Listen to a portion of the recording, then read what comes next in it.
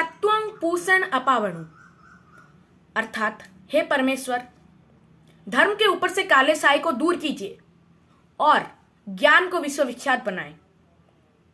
इस पवित्र श्लोक का भावार्थ हम सभी के दिलो दिमाग में पहले से ही बसा हुआ है और हम इसे कभी भी नहीं भूल सकते, क्योंकि हम सभी केंद्र विद्यालय संगठन परिवार के सच्चे सदस्य हैं। इस वीडियो को देख रहे सभी बड़ों को मेरा हार्दिक प्रणाम और सभी भाई बहनों को प्यार भरा नमस्कार।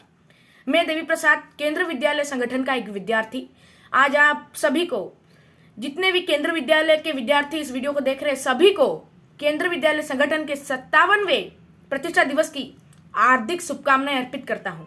और आज इस अवसर पर मैं अपने मन के विचार, केंद्र विद्यालय संगठन के प्रति मेरे मन के विचारों को आपके सामने स्पष्ट करना चाहूंगा।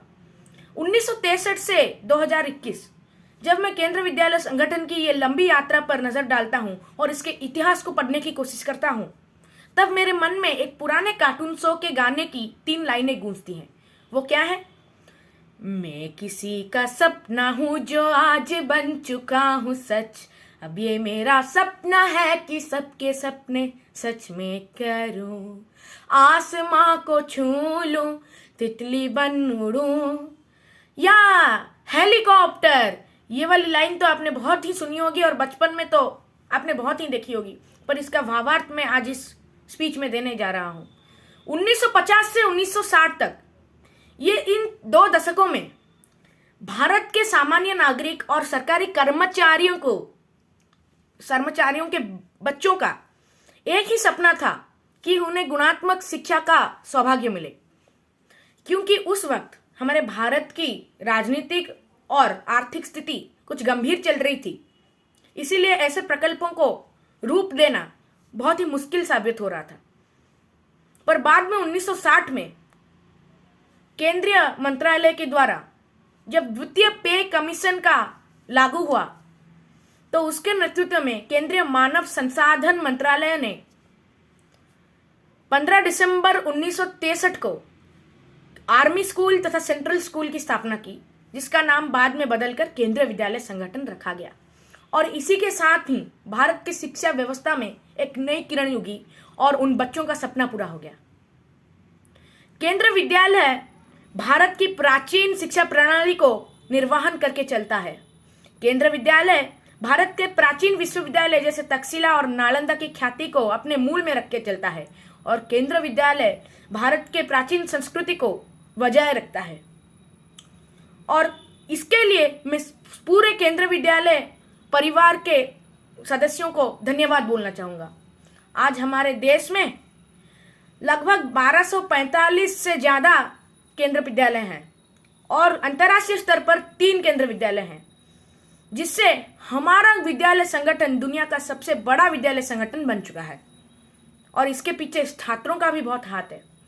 बच्चों का सपना तो पूरा हो गया, पर इन 57 सालों में केंद्र विद्यालय ने न जाने कितने ऐसे विद्यार्थियों का असीम और अटूट सपने को पूरा किया है और विश्व भर में बहुत रोशन किया है अपने नाम को।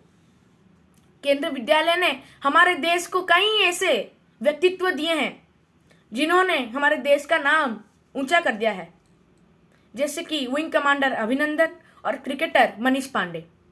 मुझे गौरव है कि मैं केंद्र विद्यालय का एक छात्र हूं। हाँ, मुझे गौरव है क्योंकि मुझे पता है कि मेरा विद्यालय कुछ अनोखा है। मेरा विद्यालय अनोखा कैसे है?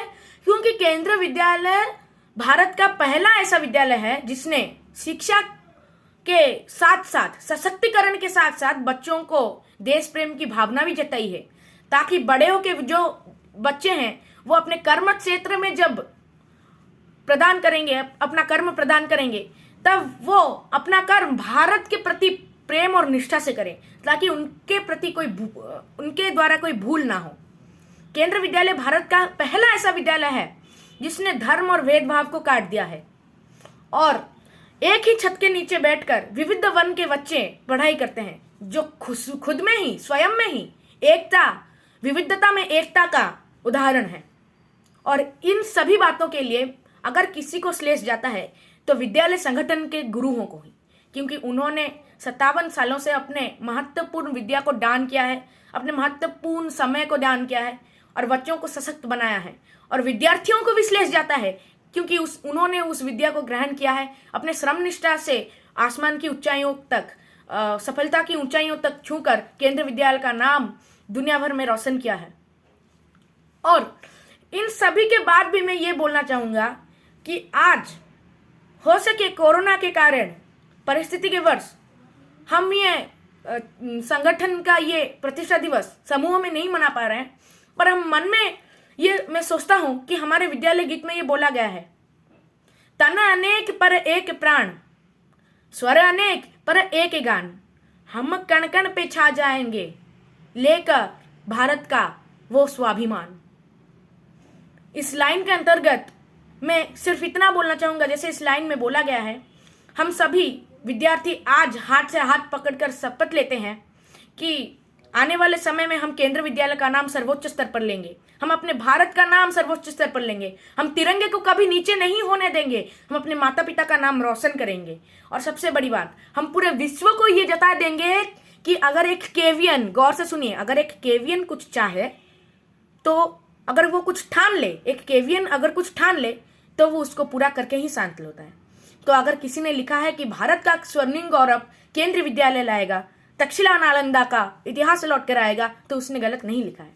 इसी के साथ मैं बोलना चाहता हूँ, जय हिंद, जय भारत, विजय विश्व तिरंगा प्यारा, झंडा ऊंचा रहे हमारा।